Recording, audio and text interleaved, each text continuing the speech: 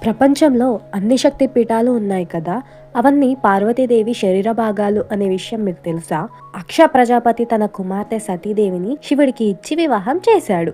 కానీ దక్ష ప్రజాపతి శివుడిని ఎప్పుడూ అగౌరవంగా చూసేవాడు. అయితే ఒకసారి ఆయన మహాయజ్ఞం నిర్వహించాడు. అందులో అన్ని దేవతలను ఆహ్వానించాడు. కానీ శివుడిని మాత్రం పిలవలేదు. భర్తకు ఆహ్వానం లేకపోయినా సతీదేవి మాత్రం తన తండ్రి ఇంటికి స్వయంగా వెళ్ళింది. అక్కడ దక్షుడు శివుడిని అవమానిస్తూ కఠినమైన మాటలు చెప్పాడు.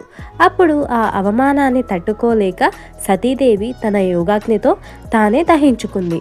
ఈ వార్త తెలిసిన శివుడు విషాదంతో కోపాగ్నిగా మారి వీరభద్రుడిని సృష్టించి యజ్ఞాన్ని నాశనం చేయించాడు. ఆ తరువాత ఆయన సతీదేవి దేహాన్ని భుజాలపైన వేసుకొని అర్ధనాదంతో అంతరిక్షంలో తాండవం ప్రారంభించాడు. ఆ తాండవం వల్ల భూమిలో ప్రకంపనాలు వచ్చాయి. లోకాలు నాశనమయ్యే స్థితికి చేరాయి. అప్పుడు దేవతలందరూ కలిసి విష్ణువును ప్రార్థించారు. ఆయన సుదర్శన చక్రంతో సతీదేవి దేహాన్ని 101 భాగాలుగా కత్తిరించాడు. ఆ అవయవాలు అన్నీ భూమిపై వివిధ ప్రదేశాల్లో పడ్డాయి. ప్రతి చోట ఆ అవయవం పడ్డ ప్రదేశం పవిత్రమైన శక్తిపీఠంగా ప్రసిద్ధి చెందింది. ఇలా మొత్తం 51 శక్తిపీఠాలు ఏర్పడ్డాయి. మన పురాణాలు చెబుతున్నాయి.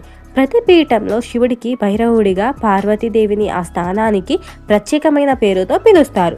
ఉదాహరణకు కాశీ, విశాలాక్షి, కామాక్ష, శ్రీశైలం, భ్రమరాంబ, అలాగే కాళీఘట్ వంటి ప్రసిద్ధి పీఠాలు కూడా ఉన్నాయి.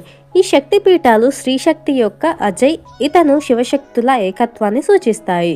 ఈ స్టోరీ మీకు ఇంట్రెస్టింగ్గా అనిపించి మొదటిసారి విని ఉంటే ఈ వీడియోని లైక్ చేసి మన ఛానల్ని సబ్స్క్రైబ్ చేసుకోండి. అలాగే మీకు శివుడు అంటే ఇష్టం ఉంటే ఓం నమ శివాయ అని కామెంట్ చేయండి.